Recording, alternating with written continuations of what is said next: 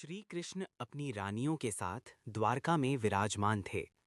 मधुर संवाद के बीच विषय चला महावीर हनुमान जी का। तभी माता रुक्मिणी जी ने पूछा, प्रभु, हनुमान जी तो स्वयं महादेव के अंशावतार हैं। इतने तेजस्वी पराक्रमी हनुमान को जन्म देने का सौभाग्य किसे प्राप्त हुआ? श्री कृष्ण मुस्कुराते हुए बोले, देवियों, ये सौभाग्य देवलोक की एक अप्सरा पुंजस्थला को प्राप्त हुआ। ये सब मेरी लीला और माँ महामाया की इच्छा से संभव हुआ।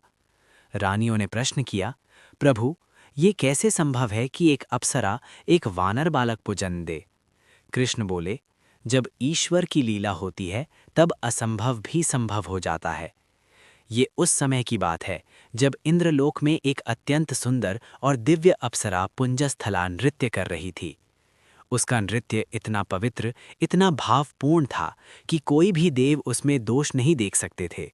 यहाँ तक कि देवराज इंद्र स्वयं भी उसके नृत्य के प्रशंसक थे। परंतु पुंजस्थला का सौंदर्य केवल बाहरी नहीं था, उसका हृदय पूर्णतः निर्मल था। वो प्रतिदिन महादेव की पूजा अर्चना करती और सच्चे भक्ति भाव में लीन रहती। एक दिन पूजा करते करते वो ध्यान में लीन हो गई और तभी उसे एक अद्भुत स्वप्न दिखाई दिया। स्वप्न में उसने देखा वो एक छोटे वानर बालक के साथ है। वो बालक उसके साथ खेल रहा है और उसकी आंखों में अपार तेज है। उसके स्पर्श में अपनापन था और मुख पर दिव्यता। अचानक पुंजस्थला की आंखें खुल गईं। वो मन ही मन सोचने लगी कि ये वानर बालक कौन था और क्यों मेरे हृदय को छू गया उसका रूप।